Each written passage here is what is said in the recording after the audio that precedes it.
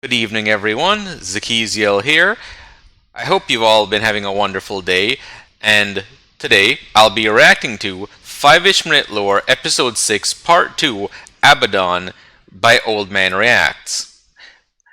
I hope everyone had fun watching the last episode with me, and if you enjoy my reactions, feel free to like, comment, and subscribe.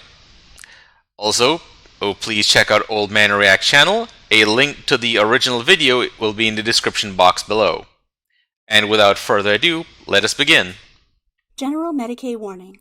The views expressed in 5-ish Minute Lore, the lore delivered in rants, are sanctioned by their scholar Progenium as excess rageous. Prolonged exposure can result in loss of IQ, high blood pressure, random outbursts, and blunt force trauma to the skull, resulting in unconsciousness. Please consult your local physician for more information.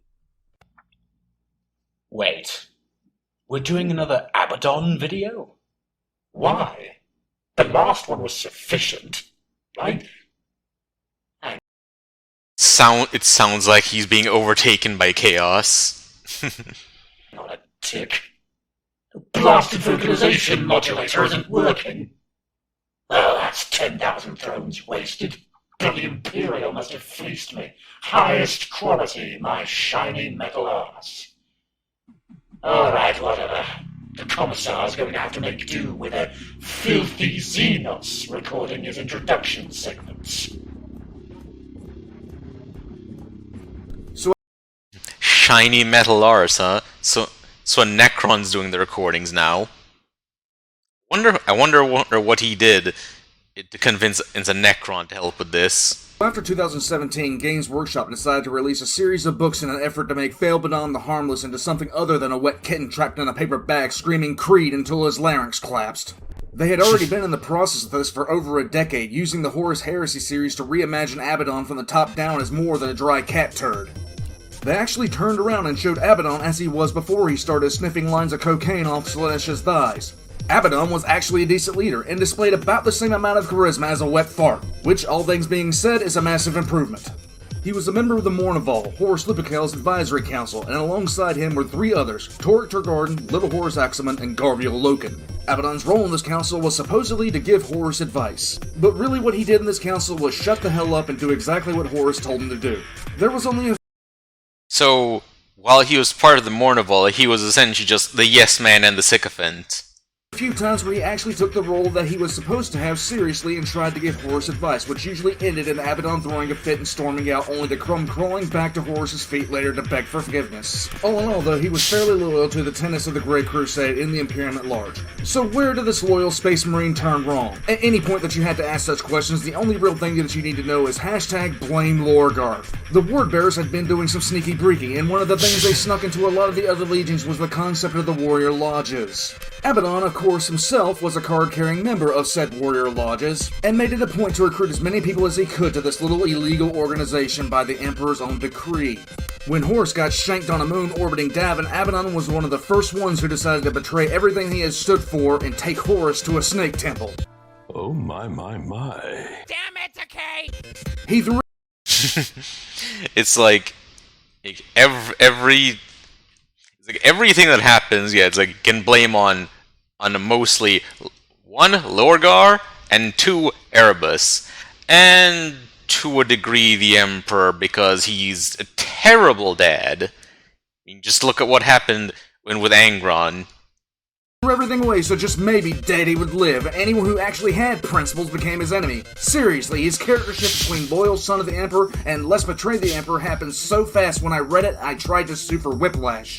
I often mock Lorgar for having daddy issues, but nobody had more daddy issues than Abaddon himself. The second that Garviel Loken objected to taking Horus to the temple, Abaddon went from, "Garviel, you're my brother and I love you," to, "I want you dead, you suck. Everything about you sucks. Your shoes, ass. Your cut, ass. Your sword skills, ass." Essentially, Abaddon took it on himself to just take a shit on Garviel Loken at any point that he could. After the betrayal at Isfahan 3, Abaddon spends most of his time either questioning Horus or defending him, and he can never seem to decide which. Remember, at the end We have chicks with issues. You know, considering what I know about the Emperor's children, I hear that there are some Marines from the Emperor's children who became hermaphrodites, since Slaanesh likes that. End of the heresy, Abaddon is supposed to believe that Horus screwed all of this up. Basically, at this point in the writing, Abaddon is written like he's going through puberty, alternating between "I love you, Dad" and "fuck you, Dad" half the time on the same page of text. Eventually, Abaddon starts noticing that Horus is addicted to chaos and spends more time chasing the dragon than planning the invasion. Horus got worse and worse about this, and nothing sucks worse than trying to plan a military invasion with a leader who's snorting a line of coke off a hooker's ass while trying not to think about the VD he's gonna get from said hooker at the same time he's waving around a sword, then screaming revolution. In fact, the only good tactical decision Horus made was to give overall military command of the Siege of Terra to Perturabo. And after Perturabo had simply had enough of the sheer stupidity, he left. Oh yes, Perturabo broke open Rogaldorn's defenses and just went, I broke your wall, runs off. And Horus's only real tactical plan was to just throw everything at the wall until something gave. Horus did this until the Dark Angels and Ultramarines broke through the warp, at which point Horus started panicking, trying to figure out how to salvage something out of this that could be called a win from the disaster that it became. I wonder if that's going to become a recurring theme, like Fething Father, like Fething Son. At this point, Abaddon was the only member of the Mournival left. Garviel Loken left because a hot blonde told him to and Horus tried to kill him. Tarek Torgarden, dead. Horus Aximon was killed by the hot blonde sent Garviel. Essentially, Horus had one advisor left, which was Abaddon, but he wasn't listening to Abaddon anymore. He was listening to the four Chaos Gods, who told Horus he was the best boy ever and the strongest creature in the universe. To prove it, Horus dropped the shields on his flagship and thereby invited the actual strongest thing in the universe on board, who proceeded to delete Horus from existence. Good game, noob. And then guess what happens? Apparently Abaddon has a change of heart, because before then he had been all fuck dad, he's a sent for the Chaos Gods, now he's crying bitter incel tears as he drags his dead father's body back to the Eye of Terror while getting chased by Sigismund and the Imperial Fist the entire way. So now we have this incredible backstory for Abaddon, the greatest Chaos Lord, the strongest active being in the galaxy, the master strategist, and what do they do with him? You failed!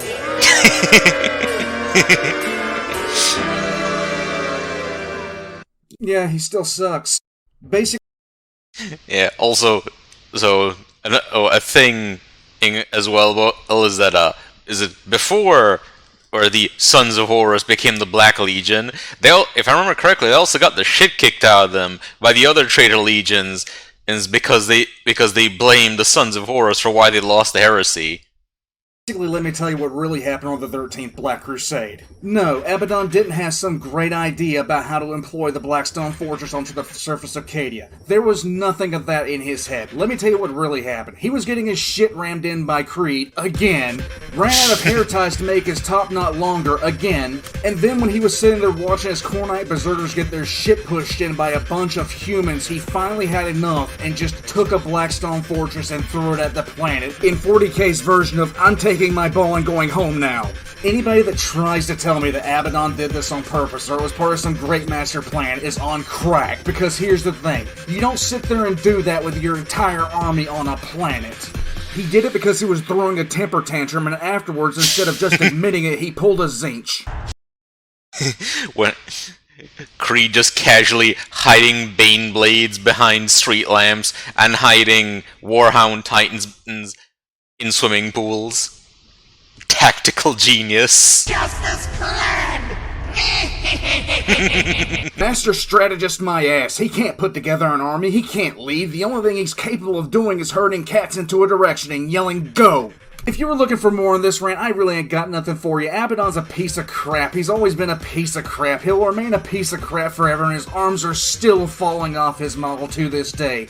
After hundreds of books of character development, games where he's given character development, everything else of a character development, he's still a character development black hole that is never gonna get any better because he's had 30 years of character development and is still the biggest piece of shit in the galaxy, of which I'm more afraid of the tactical acumen of a Tyrannid than I am of him. And as far as if I was living in the 40K universe, there's only one thing I'd like to do to Abaddon. I want to look him straight in the eye, and I want to tell him what a cheap, lying, no-good, rotten, four-flushing, low-life, snake-licking, dirt-eating, inbred, overstuffed, ignorant, blood-sucking dog-kissing, brainless, dickless, hopeless, heartless, fat-ass, bug-eyed, stiff-legged, spotty-lipped, worm-headed sack of monkey shit he is!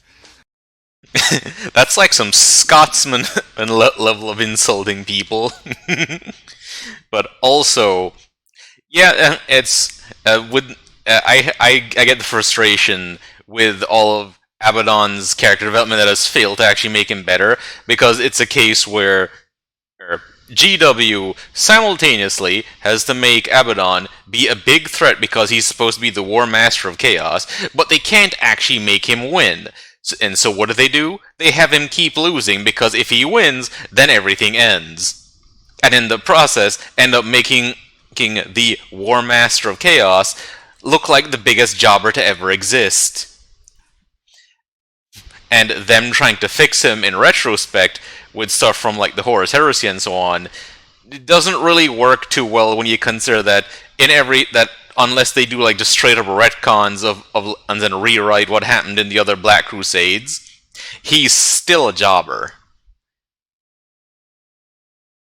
But that aside, I hope you all enjoyed watching with me, and until next time, signing off.